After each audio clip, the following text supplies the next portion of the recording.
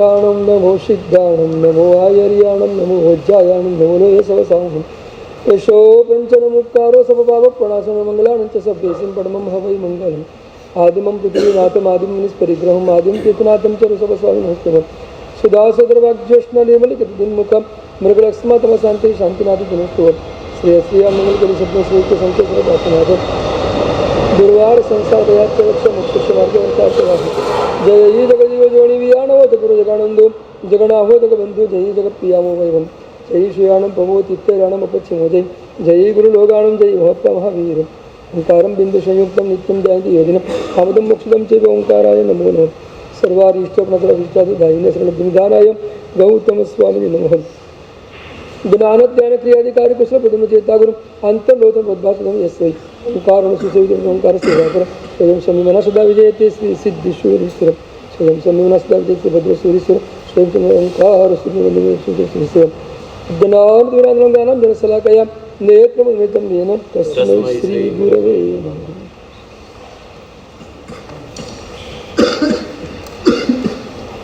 દિઠ્ઠો સુવિધિ જીનન સમાધિ નશ્ય ભરે હોલાલ ભાષ્યો આત્મ સ્વરૂપ અનાદિનો વિશ્રી હોલાલ સકલ વિભાવ ઉપાધિ થકી મને ઓસરે હોલાલ સત્તા સાધન માર્ગ ભણી સંચર્ય હોલાલ.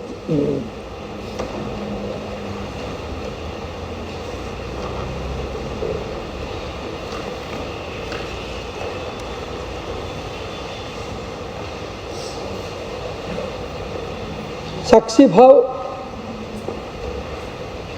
જ્ઞાતા ભાવ દ્રષ્ટા ભાવ ઉપર અને અનુભૂતિ ઉપર જેમને ખૂબ લખ્યું છે એવા અષ્ટાવક્ર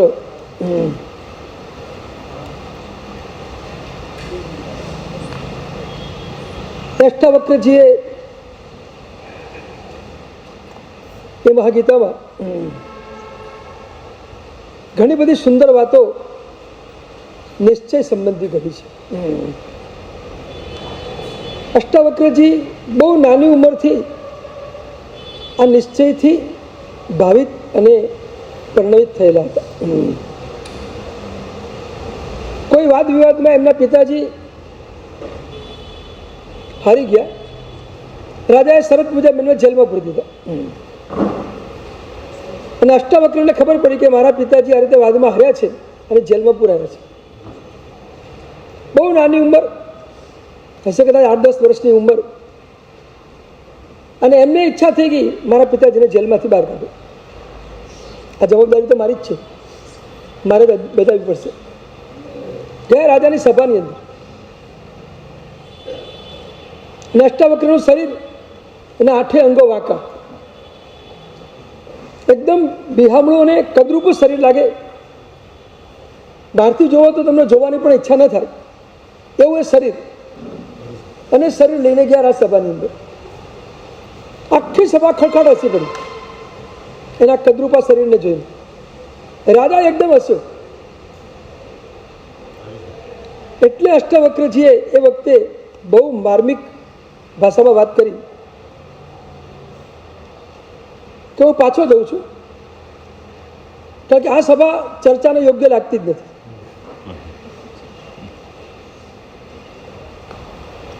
અને રાજા પૂછે છે ચર્ચાને યોગ્ય કેમ નથી? તો કે તમે લોકો હસ્યા કેમ? મને સમજ નહીં પડી. તમે હસ્યા કેમ? હું આવ્યો એમાં તમારે હસવાનું કારણ શું? હું તો મારા પિતાને છોડાવવા માટે આવ્યો, તો ચર્ચા કરવા માટે આવ્યો. જે પંડિતે મારા પિતાને હરાવ્યા છે એ પંડિત સાથે મારે ચર્ચા કરવાની છે અને એને હરાવીને મારા પિતાને છૂટા કરવાના છે, એટલા માટે હું આવ્યો છું. પણ તમે હસ્યા કેમ? અને રાજા સાથે બધાએ કીધું તારા કદરૂપા શરીરને જોઈને હસ્યા. તો કે બસ એટલે જ આ સભા હવે ચર્ચાને યોગ્ય છે. જે સભામાં આત્મવિવાદની ચર્ચા કરવાની હોય એ સભા શરીરને જોઈને આટલું બધું હશે તેની યોગ્યતા શું?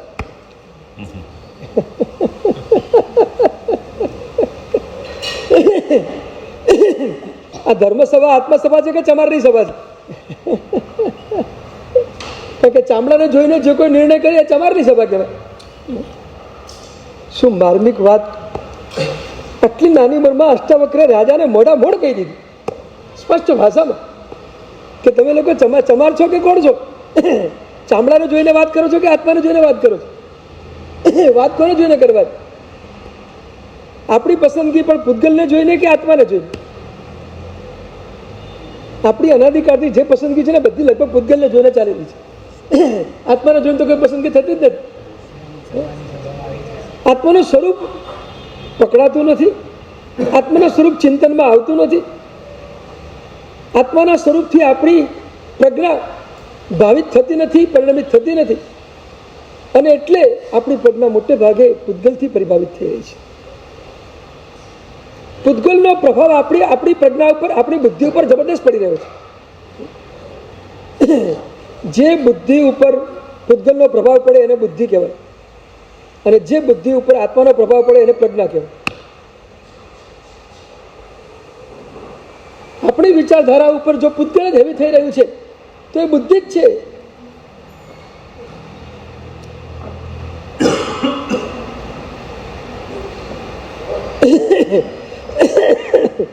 મોટે ભાગે આપણા જીવનની અંદર જ્યારે પણ ચોઈસ કરવાનો પ્રસંગ આવે ને ત્યારે આપણે પૂતગલને સામે રાખીને ચોઈસ કરીએ છીએ. આત્માને કેન્દ્રમાં રાખીને કોઈ ચોઈસ છે જ નહીં. એના ઉપરથી સમજાય કે આપણા મનની અંદર, આપણી દૃષ્ટિની અંદર હજુ પણ પૂતગલની પ્રધાનતા છે. આત્માની પ્રધાનતા હજુ આવી જ નથી. એટલે દેવચંદ્રજી મહારાજ આપણને આત્માની પ્રધાનતામાં લઈ જવા માંગે છે.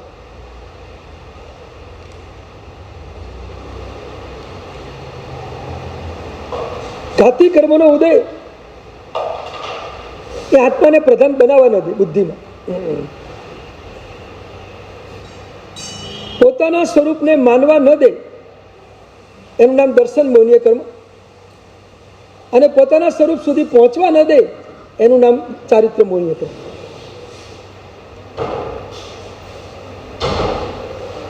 આપણું પોતાનું જે શુદ્ધ સ્વરૂપ છે,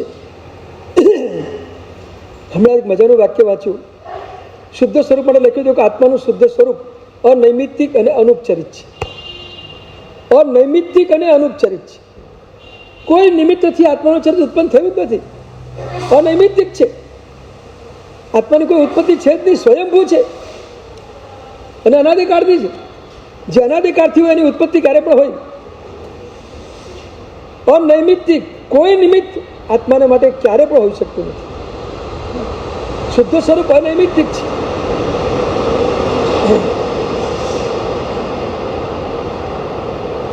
અનુપચરિત છે, કોઈ ઉપચાર નથી. આત્માના શુદ્ધ સ્વરૂપમાં કોઈ ઉપચાર ક્યારે પણ હોઈ ન શકે. તમે ઉપચારથી આત્માને કેવી રીતે કહી શકો?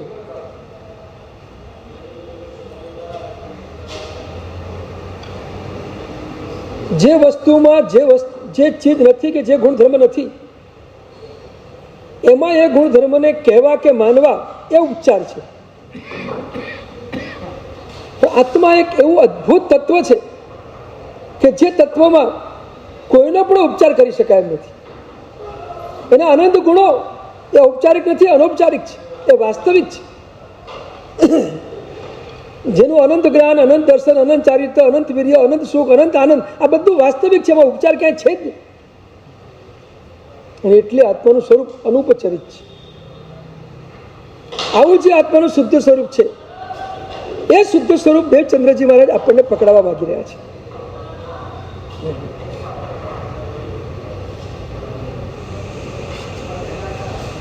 સ્વાધ્યાય, વાચના, ધ્યાન આ બધું સાધન સ્વરૂપે છે. પણ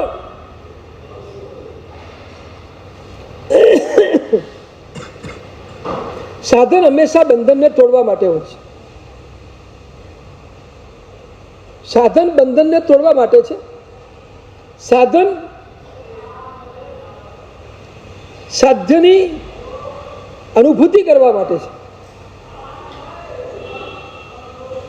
સાધના તિરોભિત થયેલા સાધ્યને આવિર્ભૂત કરવા માટે છે. અને એ સાધના કે સાધન જો તિરોભૂત સ્વરૂપે રહેલા આપણા આત્મ સ્વરૂપને પ્રગટ ન કરે, આવિર્ભાવ ન કરે, તો એ સાધન પણ બંધન સ્વરૂપ થઈ જાય. હંમેશા કોઈ પણ આપણી સાધના, જીન શાસ્ત્રની સાધના આપણા અંદરના સ્વરૂપને પ્રગટ કરવા માટે જ છે. જે તિરોભૂત છે એટલે અંદર પ્રચ્છન્ન રૂપે પડેલું છે, એને પ્રગટ કરવું છે. જૈન શાસ્ત્રના મજાના બે શબ્દો છે, તિરોભાવ ને આવિર્ભાવ. તત્વસૂત્રની શિષ્યન ગણીની ટીકામાં 5મા અધ્યાયની અંદર શિષ્યન ગણી મહારાજે ઉત્પાદ અને વય જે કોઈ પણ દ્રવ્યના ચાલુ છે એ ઉત્પાદ અને વયને સૂચવવા માટે બે શબ્દ વાપર્યા છે, આવિર્ભાવ ને તિરોભાવ. જે પર્યાય અંદર તિરોભાવ સ્વરૂપે પડેલો છે એ જ પર્યાયનો આવિર્ભાવ થાય છે. જે અંદર પ્રચ્છન્ન રૂપે પડેલો છે એ પ્રગટ થાય છે, જે નથી એ ક્યારે પ્રગટ થતું જ નથી. જે દ્રવ્યમાં જે ચીજ છે નહીં એ દ્રવ્યમાંથી એ ચીજ ક્યારે પણ પ્રગટ થઈ શકે જ નહીં, કોઈ હિસાબે નથી. તમે કહો કે રેતીમાંથી તેલ કેમ નથી નીકળતું, ન નીકળે, રેતીમાં તેલ છે જ નહીં. રેતીના ગુણમાં કોઈ જગ્યાએ તેલ નથી, તો તેલ નીકળે પણ કેવી રીતે? હોય તો પ્રચ્છન્ન રૂપે જે હોય એનો આવિર્ભાવ થાય, તિરોભાવ ન હોય તો આવિર્ભાવ થાય કેવી રીતે? જે પડ્યું છે એ જ બહાર નીકળે છે, જે પડ્યું નથી એ બહાર નીકળે પણ નીકળતું જ નથી.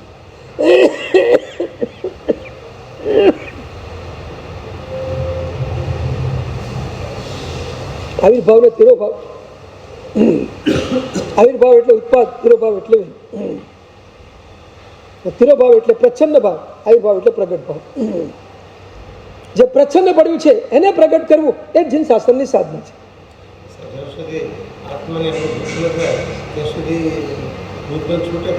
હા, એ વાત સાચી છે તમારી. અનુભૂતિ ન થાય ત્યાં સુધી પૂતગલ ન છૂટે એ બને, પણ એ અનુભૂતિ કરવા માટે આ પૂતગલ એ મારું નથી એ તત્વને ઘૂંટવું તો પડશે. ઘૂંટ્યા વગર અંદર અનાદિકાળના મારાપણાના જે સંસ્કાર પડ્યા છે પદાર્થો પ્રત્યેના એ તૂટશે કેવી રીતે? અંદરના સંસ્કારને તોડવાનો ઉપાય પડશે, અને ઘૂંટવું એ જ એનો ઉપાય છે. આ મારું નથી, આ સ્વરૂપ મારું નથી, આ સ્વરૂપ મારું નથી, એટલે એને ઘૂંટો. જો બે મજાની વાત આજે તમને બતાવું, બહુ ઊંડાણ ને રહસ્યભરી વાત છે. આ મારું નથી એક વાક્ય આ છે, અને આ મારું સ્વરૂપ નથી બીજું વાક્ય આ છે. આ બે વાક્ય વચ્ચે ફરક શું પડે? આ મારું નથી આ એક વાક્ય છે, અને આ સ્વરૂપ મારું નથી આ બીજું વાક્ય છે. આ બે વાક્ય વચ્ચેનો ફરક શું? વાક્ય તો પદાર્થ તો એ છે કે આ મારું નથી. સામેની જે વસ્તુ છે એ મારી નથી, એને આપણે ઘૂંટી રહ્યા છીએ. પણ આ મારું નથી એ સ્વરૂપે ઘૂંટવું અને આ સ્વરૂપ મારું નથી એ સ્વરૂપે ઘૂંટવું, બે રીતે ઘૂંટવાની વાત. વધુ સાચું ઘૂંટવાનું કયું?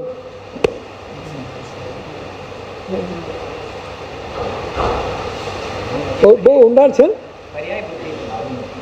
હા, ના એવું નહીં. આ વિકલ્પ જ છે. આ સ્વરૂપ મારું નથી એ પણ એક વિકલ્પ જ છે, અને વિકલ્પથી જ આપણે ઘૂંટીએ છીએ. હા, જે વિકલ્પ આપણને નિર્વિકલ્પક બનાવવા તરફ લઈ જાય એ વિકલ્પ હંમેશા આદરણીય છે. એ વિકલ્પ આપણા માટે અનુકરણીય છે. પણ જે વિકલ્પ આપણને આપણા શુદ્ધ સ્વરૂપ સુધી લઈ જાય એ વિકલ્પ આપણા માટે કામનો છે. જે વિચાર કે જે વિકલ્પ કે જે વર્તન આપણને અશુભ સાથે જોડે એ આપણા માટે નકામું છે.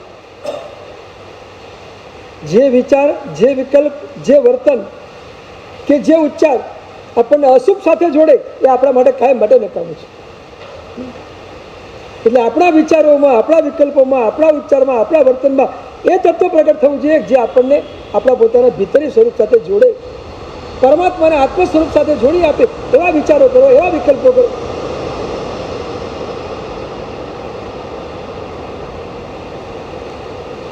આ મારું નથી, આ સ્વરૂપ મારું નથી, આ બે વચ્ચેનું અંતર, એ અંતર મારે તમને આખી ભેદ જ્ઞાનની પ્રક્રિયામાં સમજાવવાનું છે.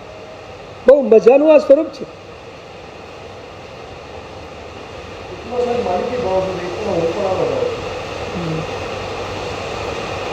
એકમાં સામે રહેલા પર્યાયને તમે મારું નથી એ સ્વરૂપે જોવો છો, અને બીજામાં આ સ્વરૂપ મારું નથી એમાં તમે તમારા કેન્દ્રમાં પોતાના સ્વરૂપને રાખીને એનાથી ભેદ કરી રહ્યા છો. એ વચ્ચે બહુ મોટું અંતર છે. હા, હા, મારું સ્વરૂપ નથી, અર્થાત આ હું નથી, આ મારું સ્વરૂપ નથી. મારું દ્રવ્યનું જે સ્વરૂપ છે, મારું જે શુદ્ધ સ્વરૂપ છે એ શુદ્ધ સ્વરૂપ આ નથી. એટલે મારું સ્વરૂપ નથી એમાં તમે તમારા આત્મ સ્વરૂપ સાથે જોડાઈને વાત કરી રહ્યા છો, અને પેલી એમને વાત કરી રહ્યા છો. બે વચ્ચેનું આટલું મોટું અંતર છે. અને હંમેશા ભેદ આત્મ સ્વરૂપ સાથે જોડાઈને જ ભેદ થાય. ભેદ હંમેશા સાપેક્ષ હોય, કોઈનાથી કોઈનો ભેદ હોય. કોઈનાથી કોઈનો ભેદ હોય એને ભેદ કહેવાય. તમે ભેદ કરો ત્યારે કેવી રીતે કરો? આ નથી, આ આવું નથી, આ એમ નથી, કમ્પેર કરો ને. બસ ભેદ, બસ કમ્પેરમાં બે ચીજ આવશે, બે ચીજ આવશે. આ મારું નથી, એમાં એક જ ચીજ આવે છે, આ મારું નથી. આ સ્વરૂપ મારું નથી, એમાં સ્વરૂપ સાથે જોડાઈને આપણે વાત કરવી છે. સ્વરૂપ શબ્દનો ઉપયોગ એટલા માટે કરવો છે કે આપણા સ્વરૂપ સાથેનું અનુસંધાન આપણું અંદરથી પકડાયું ને એટલા માટે. આ મારું નથીમાં પ્રચ્છન્ન રીતે તો હું આવી જાય કે હું નથી ને મારું નથી, પણ આપણે પ્રેક્ટિકલ રીતે આપણા વચનની અંદર પણ સ્વરૂપ શબ્દને જોડીને આપણા સ્વરૂપ સાથેનું અનુસંધાન આપણે બરાબર પકડી રાખવું છે. મારું સ્વરૂપ નથી એટલે મારું સ્વરૂપ આ છે. તમે એમાં પણ સ્વરૂપને ઘૂંટી રહ્યા છો. આ સ્વરૂપ મારું નથી આ વાક્યમાં પણ તમે તમારા સ્વરૂપને ઘૂંટી રહ્યા છો.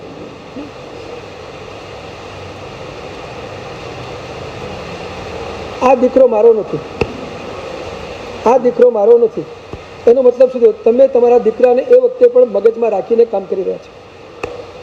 સમજાયું બરાબર? આ દીકરો મારો નથી તમે બોલશો તો ત્યાં શું થશે? તમારા મગજમાં તમારા દીકરાનું ચિત્ર સ્પષ્ટ રીતે ઉપસેલું છે કે મારો દીકરો તો આ જ છે, આ મારો નથી. એટલે માનસની અંદર તમારું આખું જે તમારા દીકરાનું સ્વરૂપ ઉપસેલું છે ને એના કારણે તમે કહો છો કે આ દીકરો મારો નથી. એમ આત્મ સ્વરૂપ મારું આ છે એ સ્પષ્ટ રીતે માનસમાં આત્મ સ્વરૂપ પ્રગટ્યું છે, એને બરાબર ઉપસેલું છે. અને પછી તમે કહો છો કે આ સ્વરૂપ મારું નથી. એટલે આત્મ સ્વરૂપને સામે રાખીને તમે વાત કરો છો. આત્મ સ્વરૂપનું જોડાણ ચાલુ છે, આ અનુસંધાન ચાલુ છે. આને આપણે ઘૂંટવું તો પડશે. અત્યારે આપણે બુદ્ધિથી ઘૂંટશું ને તો બુદ્ધિથી ઘૂંટેલા સંસ્કારો અંદર જશે અને એ સંસ્કાર અંદર જઈને અનાદિકાળના આ મારું છે મારું છે મારા જે સંસ્કારો છે એને તોડવાનું કામ કરશે. આ જ કામ કરવાનું છે. આખી વેદજ્ઞાનની પ્રક્રિયા આ જ. મેં તમને ગઈકાલે પણ કહ્યું હતું કે મમત્વને તોડવા માટેના બે ઉપાય અધ્યાત્મસાર નામના ગ્રંથમાં ઉપાધ્યાય એસોજી મારા સરે આપ્યા છે. બે ઉપાય બતાવે છે મમત્વ તોડવા માટે. એ મમત્વ તો બહુ સ્પષ્ટ કર્યું. મેં 3-4 દિવસથી મમત્વ ઉપર જ ચાલુ છું. હવે તો સ્પષ્ટ થઈ ગયું છે કે સંસારના બધા પદાર્થો ઉપરનું જે આપણા છે એના ઉપરનું આપણને મમત્વ છે, બીજાના છે એના ઉપર આપણું મમત્વ નથી. આ બહુ સ્પષ્ટ વાત છે. પુણ્યના ઉદયથી તમને જે મળ્યું છે એના ઉપર તમારું મમત્વ છે, પણ પુણ્યના અનુદયથી તમને જે નથી મળ્યું એના ઉપર તમારું મમત્વ નથી.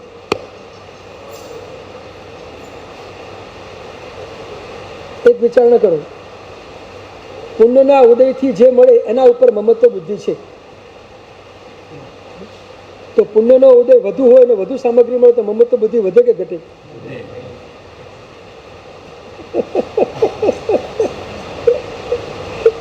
તો શું કરું? પુણ્યનો ઉદય વધારવો કે ઘટાડવો? આ તો મુશ્કેલ કામ થઈ ગયું. જવાબ આપણે આપી શકાય જ નથી, કારણ કે આપણો પ્રયત્ન પુણ્યના ઉદયને વધારવાનો છે. મારે નહીં, બહુ મહત્વની વાત કરવી છે. હા, પુણ્યનો ઉદય વધે એની કોઈ ચિંતા નહીં કરવાની. ભલે તમને ચક્રવર્તી જેટલી રિદ્ધિ સિદ્ધિ મળે એનો કોઈ વાંધો નથી. હા, જીન શાસનને પુણ્યના ઉદય સાથે કોઈ વાંધો નથી, પણ પુણ્યના ઉદય વખતે તમારી દ્રષ્ટિ ક્યાં કામ કરી રહી છે એ જીન શાસન જોઈ રહ્યું છે. એ વખતે તમારી દ્રષ્ટિમાં શું પડ્યું છે, તમે દ્રષ્ટિથી શું સ્વીકારી રહ્યા છો, એ પુણ્યના ઉદયથી મને સાંભળીને તમે કેવી માની રહ્યા છો, બસ એ તમારી દ્રષ્ટિનો વિષય છે. જીન શાસન આખું દ્રષ્ટિ ઉપર આધારિત છે. દ્રષ્ટિ એટલે ઉપયોગ. આખું આપણું જીન શાસન ઉપયોગ ઉપર જ છે. એ વખતે તમારી દ્રષ્ટિ ક્યાં છે, તમારા મનમાં આશય કયો પડેલો છે, એના પ્રત્યે તમારો અંદર પડેલો ભાવ કયો કામ કરી રહ્યો છે એ જુઓ. પુણ્યના ઉદયમાં પણ અઢળક સામગ્રી મળવા છતાં એ સામગ્રી પ્રત્યેનું જો કોઈ મમત્વ ન હોય તો સામગ્રી તમને ક્યાંય નડતી નથી. એક વાત કહું બહુ શુદ્ધ ગુજરાતી ભાષામાં, બહુ શુદ્ધ કહું, જેને તમે અડો એ તમને નડે. જેને તમે અડો એ તમને નડે. અડો એટલે જેને તમે મારું માનો એ તમને નડે. અડ્યા એટલે મારું માન્યું, મારું માન્યું એટલે તમને નડ્યા વગર રહેતી 100% નડે. જે પુણ્યના ઉદયને તમે અડો એ પુણ્ય તમને છંછેડી નાખે. આ તો એવું જ છે. હા, રેનકોટ પહેરવો પડે, બત્તર પહેરવું પડે. વરસાદમાં ચાલો ભીના ન થાવ.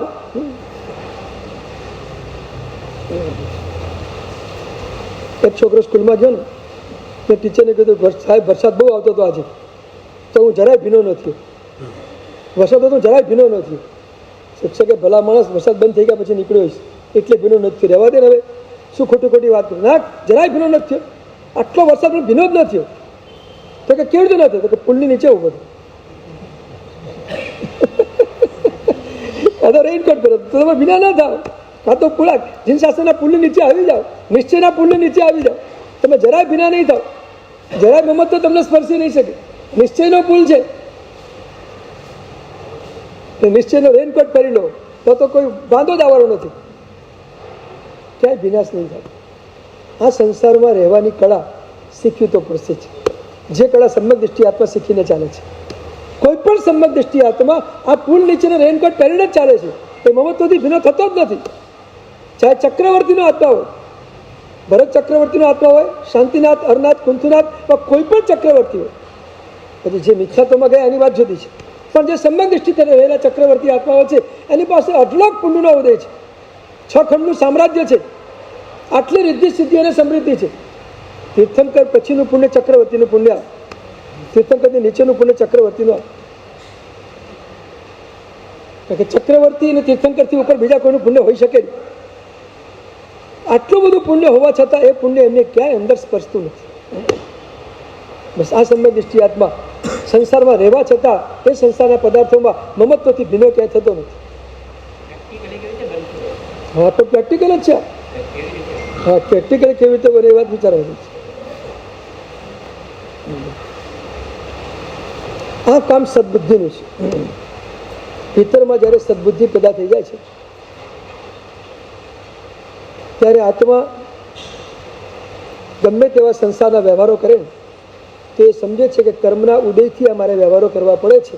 આ વ્યવહાર એ મારું સ્વરૂપ નથી. આ ભેદજ્ઞાન છે. આ જ ભેદજ્ઞાન છે. વ્યવહાર એ મારું સ્વરૂપ તમે ભલે કરવા પડે. તમે દરેક જગ્યાએ સંસારમાં જે કંઈ ક્રિયા કરી રહ્યા છો એ બધી ક્રિયામાં કર્મના ઉદયથી અમારે ક્રિયા કરવી પડે છે. એ ભાવમાં આવી જાઓ. હું કરું છું કે મને રસ છે ને કરું છું, એ ભાવમાંથી નીકળી જાય. ભલે વ્યવહાર બધો તમારો ચાલે છે, પણ આ ધારા બહુ અદ્ભુત ધારા છે. અને આ ધારા આખી જ્ઞાન ધારાની છે. અંદરથી જ્યારે જ્ઞાન ધારા પ્રગટે છે ને ત્યારે આત્મા ગમે તેટલો એનો પુણ્યના ઉદયવાળો ફાટફાટ થતો સંસાર હોય ને તો પણ એ સંસારથી પોતે અલિપ્ત રહી શકે, એનાથી પોતે ભિન્ન રહી શકે એ તાકાત માત્ર ને માત્ર જ્ઞાનધારાની છે. જ્ઞાનધારા શું છે મારે તમને સમજાવવાનું બાકી છે. હજી આગળની પંક્તિઓમાં સત્તા સાધન માર્ગ ભણી હું સંચરેલા ચોથી પંક્તિમાં મારે તમને આખી જ્ઞાનધારા સમજાવવાની છે કે એકવાર જ્ઞાનધારા અંદરથી સ્પર્શી જાય પછી આત્મા કેવી રીતે ભેદમાં રહી શકે છે, બધાની વચ્ચે રહેવા છતાં કેવી રીતે એને ભેદ પ્રગટે છે, એ આખી જ્ઞાનધારાની પરિણતિની વાત છે. બહુ અદ્ભુત વાત છે. તો આજે આપણે વાત કરી રહ્યા છીએ કે મમત્વ તોડવાના 2 ઉપાય. અધ્યાત્મસાર ગ્રંથમાં લખ્યું છે મમત્વ તોડવા માટે પહેલા નંબરમાં જિજ્ઞાસા પેદા કરો. જિજ્ઞાસા સમુચયમાં પણ જિજ્ઞાસા નામનો એક ગુણ મૂકે છે. એ પહેલી 4 દૃષ્ટિમાં જ આવે છે. જિજ્ઞાસાનો અર્થ છે જાણવાની ઈચ્છા. તમારે બધાની પાસે જાણવાની ઈચ્છા છે માટે તો આવો છો અહીંયા. જાણવાની ઈચ્છા છે અને બહાર ફરો છો એ પણ જાણવાની ઈચ્છાથી જ ફરો છો. સંસારમાં તમે કોઈ પણ જગ્યાએ ફરવા જાઓ છો એ પણ શું જાણો છો? જાણવાની ઈચ્છાથી જ જાઓ છો. અમેરિકા કેવું છે એ પણ જાણવું છે, દુનિયા કેવી છે એ પણ જાણવું છે, આ દેશમાં આ શું છે એ પણ જાણવું છે, દરેક દેશમાં એની કઈ કઈ મોનોપોલીવાળી આઈટમ છે એ પણ જાણવાની ઈચ્છા છે. દરેક વસ્તુમાં જાણવાની ઈચ્છા દરેક જગ્યાએ પડી છે. પણ અહીંયા જિજ્ઞાસા, મમત્વને તોડવાવાળી જે જિજ્ઞાસા છે એ જિજ્ઞાસામાં હરિભદ્ર સૂરી મહારાજે ઉપાધ્યાય સૂરી મહારાજ લખી રહ્યા છે કે જિજ્ઞાસા એટલે શું? હું કોણ છું, મારું શુદ્ધ સ્વરૂપ શું એ જાણવાની ઈચ્છા, એનું નામ જિજ્ઞાસા. આ જિજ્ઞાસા જે ચરમ યથા પ્રવૃત્તિકરની અંદર આત્માને પ્રાપ્ત થાય છે. મારું સુખ શું, મારું સ્વરૂપ શું, હું કોણ, આ સતત જિજ્ઞાસા અંદરથી જાગે તો સમજવું કે આપણી પાસે સાચી જિજ્ઞાસા છે. પરની જિજ્ઞાસા ઘણી કરી, સ્વની જિજ્ઞાસા હવે શરૂ કરો. આત્મ સ્વરૂપની જિજ્ઞાસા શરૂ કરો. મારે મારું સ્વરૂપ જાણવું છે. મારું સ્વરૂપ શું છે, હું કોણ છું, મારે જાણવું છે.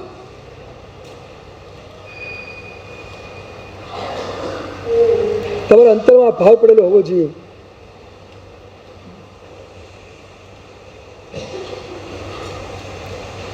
સાચું પૂછો તો યાદ આવે એવી આ ચીજ નથી, કારણ કે એ સંસ્કારો હજી આપણામાં પડ્યા નથી કે સતત આપણને આત્મા યાદ આવે એ સંસ્કારો આપણામાં છે.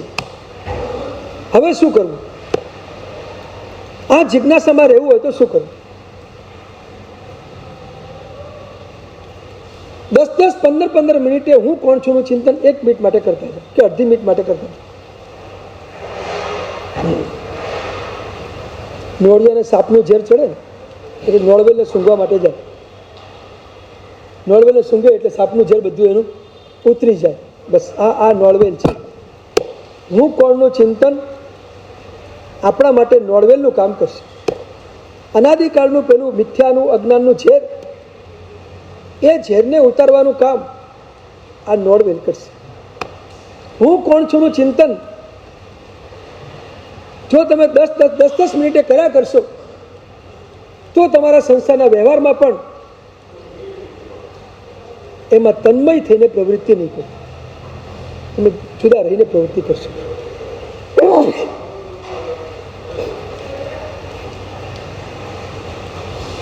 આ અભ્યાસ આપણા માટે બહુ જરૂરી છે. આ બધી ચાવીઓ છે. ચાવીઓ જીવનમાં પકડાય તો આગળનું તાળું ખુલશે. ચાવીને તમારે તાળામાં લગાવી તો પડશે.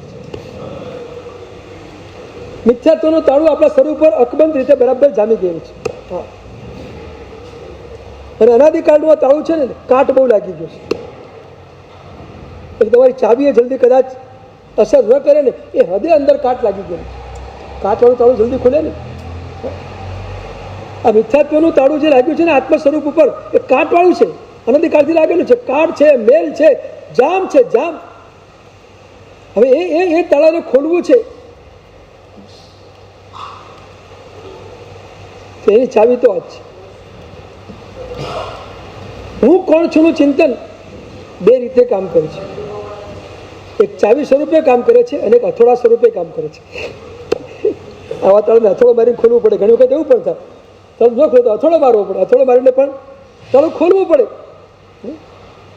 ચાવીથી ખોલે તો બરાબર છે, પણ ચાવીથી ન ખોલે તો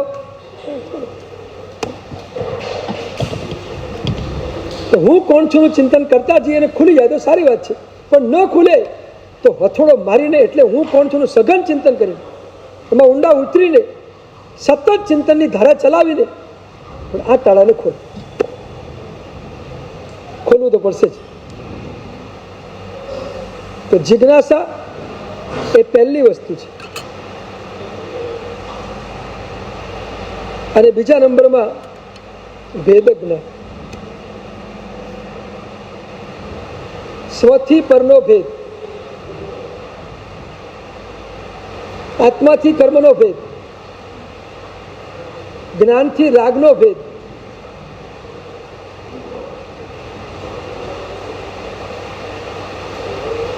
આત્માથી દેહનો ભેદ, આત્માથી વિચારનો ભેદ, દેહ મન વચન પૂતગલ થકી કર્મથી ભિન્ન તુજ રૂપ રે. અમૃતવેલની સજ્જાય ઉપાધ્યાય યશોજી મહારાજ, દેહ એ તું નથી, મન એ તું નથી, વચન એ તું નથી, આ શરીર રૂપ પૂતગલ કાયા એ પણ તું નથી, અને તારી પાસે રહેલા કર્મો એ પણ તું નથી. આ બધાથી તું ભિન્ન છે. અને આ ભિન્નતાને તું બરાબર તારા ધ્યાનમાં, તારા વિચારમાં, તારા ઉપયોગમાં એને લેતો જા, એનાથી ભાવિત થતો છે. આ ભેદ જ્ઞાન, સ્વથી પરનું ભેદ જ્ઞાન.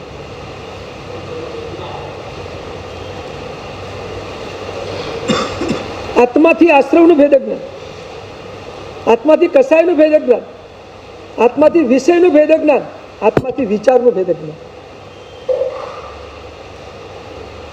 એટલા બધા ભેદ જ્ઞાનના ઊંડાણો છે. આત્માથી દેહનું ભેદ જ્ઞાન તો બહુ સ્થૂળ કક્ષાનું છે, બહુ સ્થૂળ કક્ષાનું છે. હા, એ કદાચ જલ્દી પકડાઈ પણ જાય. આગળ વધીને કહું તો ભવેના આત્મા પાસે પણ આત્માથી દેહનું સ્થૂળ ભેદ જ્ઞાન તો છે. એની પાસે આત્મ સ્વરૂપનો રાગ નથી. હા, જ્ઞાન છે. એટલે આટલું છે. આત્માથી દેહ જુદો છે એટલું છે, પણ એ કયું ભેદ જ્ઞાન નથી કરી શકતો, માટે સંસારમાં અટવાઈ પડ્યો છે. એને બહુ ઊંડાણથી જોવાનું છે, બહુ ઊંડાણ. 9મા પૂર્વ સુધીનો અભ્યાસ કરે એ આત્માની પાસે જ્ઞાન કેટલું બધું, આટલું બધું જ્ઞાન હોવા છતાં એ મિથ્યાત્વી જ રહે, એ અભવીનો અભવી જ રહે, એ સમગ્ર દર્શન કાર્ય પણ થાય જ નહીં. શું નડે છે એને, શું ખૂટે છે એની પાસે, આપણી પાસે શું ખૂટે છે એ ચિંતન કરવું હોય તો અભવ્યના આત્માને જોઈ લેવાનું. થોડુંક તો પકડાશે, કંઈક તો પકડાશે. એટલે બધું એના જેવું આપણી પાસે નથી. આપણે એના કરતા થોડાક ચડિયાતા આગળ છે, નાની પણ તો બધા ભવ્ય આત્માઓ છે. પણ અભવ્ય જ્યાં તૂટે છે એ ચીજને પિન પોઈન્ટ કરીને જોશો તો તમને ખ્યાલ આવશે કે હું પણ ક્યાં ચૂકું છું. હું પણ ક્યાંક તો ચૂકું જ છું. નથી ચૂકતો, ન ચૂકતો તો હું પહોંચી ગયો, ક્યારનો નથી પહોંચ્યો, સસામાં રખડું છું. માટે હું ક્યાંક ચૂક્યો છું એ વાત તો નક્કી છે. ક્યાં ચૂક્યો છું? અભયનો આત્મા ક્યાં ચૂકે છે?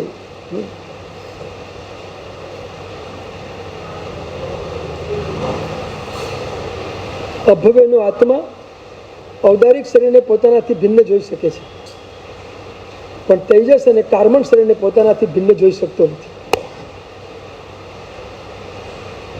આપણી પાસે 3 શરીર છે. અત્યારે આપણી પાસે 3 શરીર છે. એક આપણે જે બહાર દેખાય છે ઔદારિક શરીર છે. તમને બધું ખાધું બધું પચે છે ને એ તેજસ શરીર છે. અને કર્મના ઉદય સ્વરૂપે જે શરીર છે એ કાર્મણ શરીર છે. આપણી અંદર અત્યારે આપણી પાસે 3 શરીર છે. 3 શરીર લઈને જ ચાલીએ છીએ. દેખાય છે ઔદારિક છે. જે શરીરમાં ગરમી છે, ટેમ્પરેચર છે એ તેજસ શરીર છે. એ તમે જોજો. એક માર્મિક વાત, કોઈ પણ આત્માનું એટલે આમ કોઈ પણ વ્યક્તિ જ્યારે મૃત્યુ પામે એ મૃત્યુ પામીને શરીર ઠંડુ પડી જાય.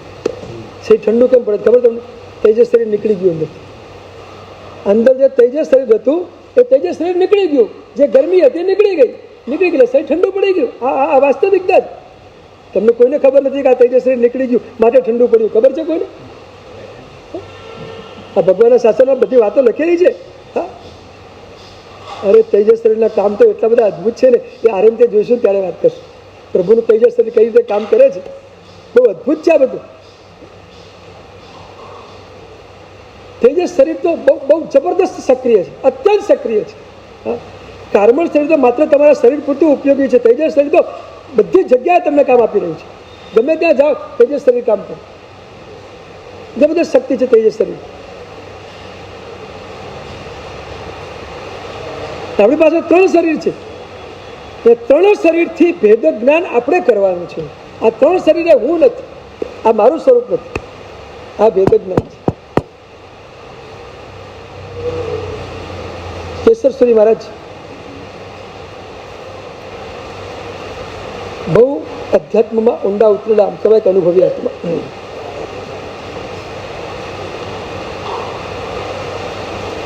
એમને જે પુસ્તકો લખ્યા છે એ પુસ્તકોમાં એક જગ્યાએ એમને લખ્યું છે કે ભેદ જ્ઞાન કરવા માટેના 3 કિલ્લાઓ છે. 3 કિલ્લાઓ. 3 કિલ્લાઓ પસાર કરીને આગળ જાઓ ત્યારે તમારે ભેદ જ્ઞાન પછી તમને આત્મ સ્વરૂપની અનુભૂતિ થાય. ભેદ જ્ઞાનના 3 કિલ્લા પસાર કરવાના છે. 3 કિલ્લામાં પહેલો કિલ્લો ઔદારિક શરીરનો છે, બીજો તેજસ છે, ત્રીજો કાર્મનો છે. આ 3 કિલ્લાને ઓળંગીને તમે આગળ જાઓ ત્યારે તમને તમારા આત્મ સ્વરૂપની અનુભૂતિ. આ બહાર દેખાતું ઔદારિક શરીર, એની અંદર તેજસ, એની નીચે કાર્મણ, એ 3ને ઓળંગીને જાઓ તો આત્મ સ્વરૂપની અનુભૂતિ. આજ તો ભેદ જ્ઞાન છે. અભવ્યનો આત્મા કાર્મણ શરીર સાથેના ભેદ જ્ઞાનને કરી શકતો નથી. અર્થાત કેવી રીતે એ પણ તમને સમજાવી દઉં. વિષય નીકળે છે તો સમજાવી દઉં. કર્મના ઉદયથી જે સુખ મળે છે એ સુખને જ પોતાનું સુખ માને છે. આમાં જ સુખ છે, બીજે ક્યાંય સુખ નથી. આ કર્મ જગતના સુખ ઉપર એને એટલી બધી શ્રદ્ધા છે કે એ સિવાયનું બીજું કોઈ સુખ માનવા માટે તૈયાર નથી. આત્માનું સુખ માનવા તૈયાર નથી. એટલા માટે કાર્મણ શરીરને ભેદીને બહાર નીકળી શકતો. આ સૌથી અઘરું છે. હજી ધીમે ધીમે સમજાવીશ તમને, કારણ કે એક સાથે આ બધું સમજવું તમારા માટે અઘરું પડશે, મને પણ ખ્યાલ છે.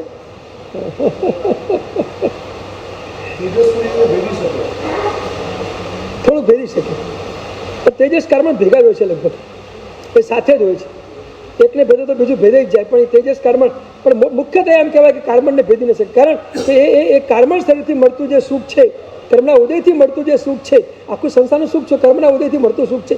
સંસારનું સુખ માત્ર કર્મના ઉદયથી જ મળે, ઉદય વિના તમને સંસારનું સુખ ક્યારે પણ મળે જ નહીં. હા, ઉદય વિના જે મળે આત્માનું સુખ. બે વિભાગ કરી નાખો. હા, આગળ મારે સુખની વાતો બધી ચલાવવાની જ છે, એમાં ચલાવીશ બધું તમને. હવે પછીની વાતનામાં એ જ આવવાનું છે, કારણ કે આ તો પહેલી ઉપાધિ છે. બીજી ઉપાધિ કઈ છે એમ તમે મારે હવે પછી જણાવવાનું છે. બીજી ઉપાધિ આત્માની આ છે. તો બે વિભાગ કરી નાખો. ઉદયથી જેટલું મળે એટલું તમારું બહારનું સુખ, અને ઉદય વિના જે મળે એ અંદરનું સુખ. બસ સીધી શબ્દ વાત, આમ ક્યાંય અટકાવવાની જરૂર નથી. બહુ જ સાદી સીધી સિમ્પલ ડેફિનેશન છે. ઉદય વિના મળતા સુખમાં અભવ્યના આત્માને કોઈ વિશ્વાસ અને શ્રદ્ધા નથી. એટલા માટે એ કાર્મણ શરીરને ભેદી શકતો જ નથી. કાર્મણ શરીરને ભેદીને જે નીકળે એ જ મોક્ષનો અધિકારી બની શકે, એ તો મોક્ષનો અધિકારી ન બની શકે.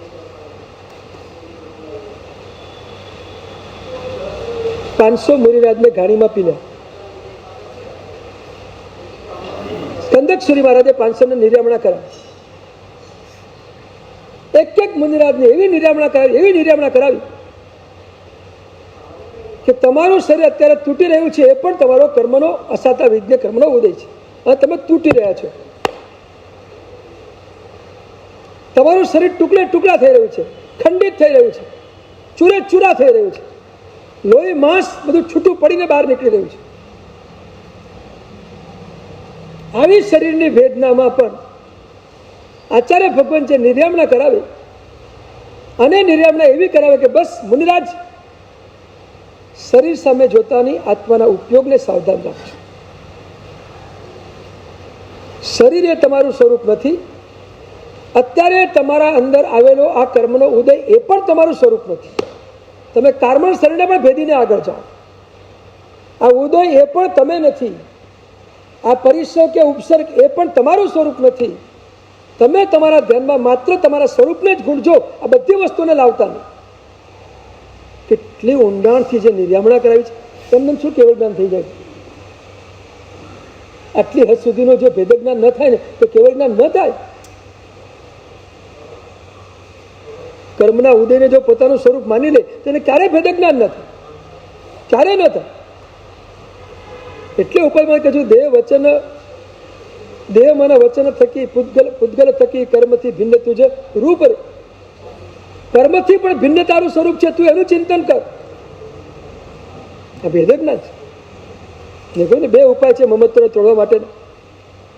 આવા પરિસરનો ઉપસર્ગ વખતે તમે આ મમત્વ શરીરનું તોડવો તો કેવું તોડી શકાય? કેટલું અઘરું છે.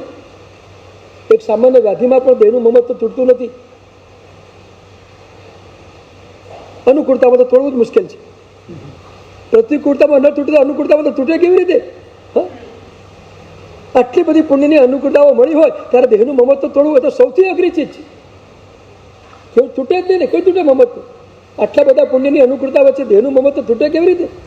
એ તો વ્યાધિ વગેરે ઉપસર્ગો આવે અને પ્રતિકૂળતામાં આપણું ચિંતન જો યોગ્ય દિશામાં વળે અને એમાં ભેદ જ્ઞાનનું ચિંતન થાય તો આપણે એમાંથી બહાર નીકળી શકીએ. બાકી મમત્વમાંથી બહાર નીકળવું અઘરું છે.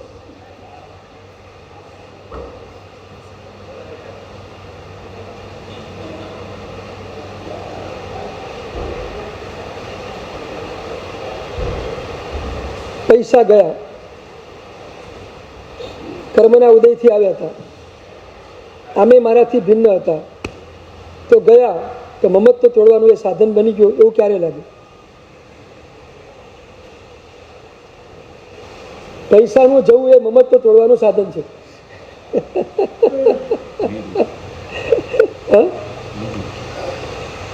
અઘરું છે.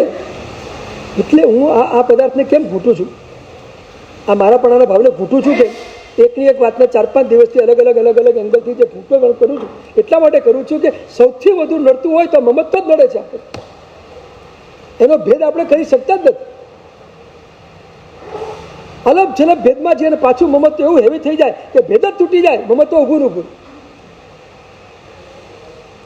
સૌથી અઘરામઘરી ચીજ અનાદિકાળના મિથ્યાત્વને તોડવાની આ જ છે. આ જ અનાદિકાળનું મિથ્યાત્વ છે. ને એને તૂટ્યા વગર તમે સમ્યક દર્શનની પ્રાપ્તિ જ નહીં કરી શકો, 100% નહીં કરી શકો.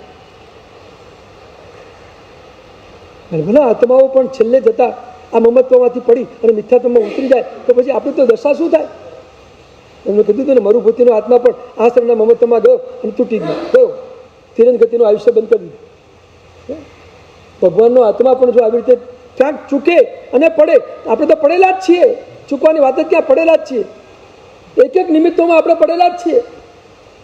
ઉપર આવીએ તો ચૂકીએ ને, ઉપર આવીએ તો પડીએ ને. પડવાની વાત છે કે પડેલા જ છીએ?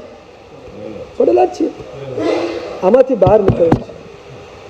ભેદ જ્ઞાન વિના આમાંથી બહાર નીકળી શકાશે. બહુ સ્પષ્ટ વાત કરું છું. એમાં અધ્યાત્મ બિંદુ ગ્રંથમાં ઉપાધ્યાય હર્ષવર્ધન મહારાજ સાહેબે તો સ્પષ્ટ લખી દીધું કે ભેદ જ્ઞાન એ જ મોક્ષનું બીજ છે. અને આ બીજ જો અંદર ન પડે ત્યાં સુધી મોક્ષનું વૃક્ષ ક્યારે પણ થાય નહીં. મોક્ષનું વૃક્ષ જ ન ઉગે, ભેદ જ્ઞાનનું બીજ નથી તો કાંઈ નથી, કશું પામ્યો નથી. એટલી ઊંડાણથી વાતો કરી છે ગ્રંથમાં, આપણે તો છપ થઈ જઈએ.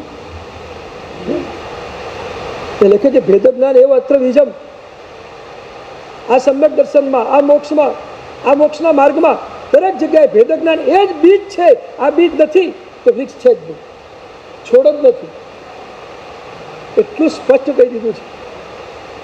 એટલે તો અધ્યાત્મ જગતની અંદર ભેદ જ્ઞાનમાં જવું એ જ સાચો સાધનાનો માર્ગ છે.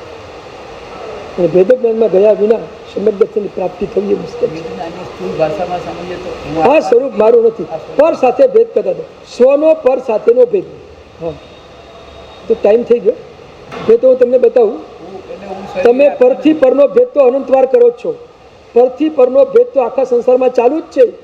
પણ એક વાક્યમાં કહી દઉં, પરથી પરનો ભેદ એ સંઘર્ષ છે, સ્વથી પરનો ભેદ એ સમાધિ છે. પરથી પરનો ભેદ એ સંઘર્ષ છે અને સ્વથી પરનો ભેદ એ સમાધિ છે. પરથી પરનો ભેદ તો અનંતકાળથી કરતા આવ્યા છે, આજથી નહીં, અનંતકાળથી કરતા આવ્યા છે. ભેદનો અભ્યાસ છે પણ પરથી પરના ભેદનો અભ્યાસ છે, સ્વથી પરના ભેદનો અભ્યાસ નથી. સંઘર્ષમાં જઈએ છીએ, સમાધિમાં જઈ શકતા નથી. ખ્યાલ આવ્યો બરાબર? હા, ભેદ જ્ઞાન બહુ મજાનું છે, બહુ મજાનું છે, બહુ ઊંડું છે. જોઈએ આપણે આગળ ક્યાં ક્યાં. આજે આટલું રાખ. હા, તો કામ થઈ જાય છે. ચાલો આગળ પછી.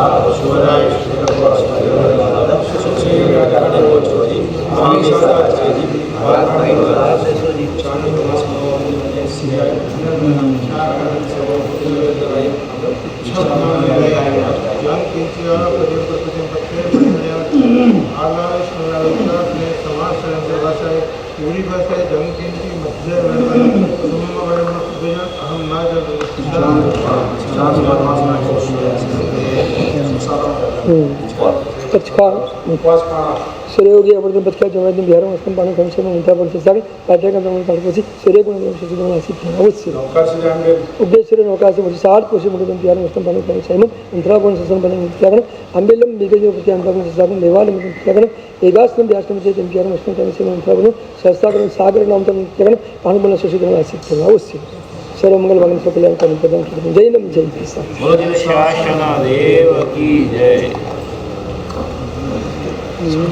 પછી સ્વાધ્યાય માટે ઉપયોગી સાહિત્યની પણ સૂચન આપી શકાય.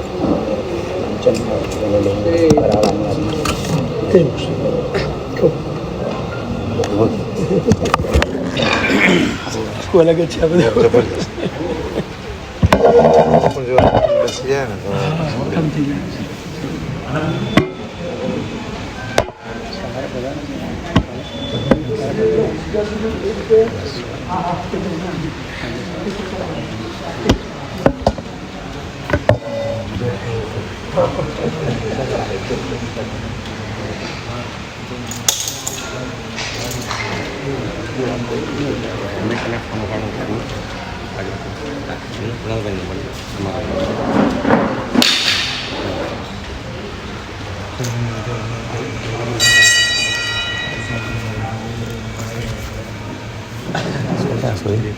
रिकॉर्डिंग होगी हाँ रेकॉर्डिंग बंद कर लो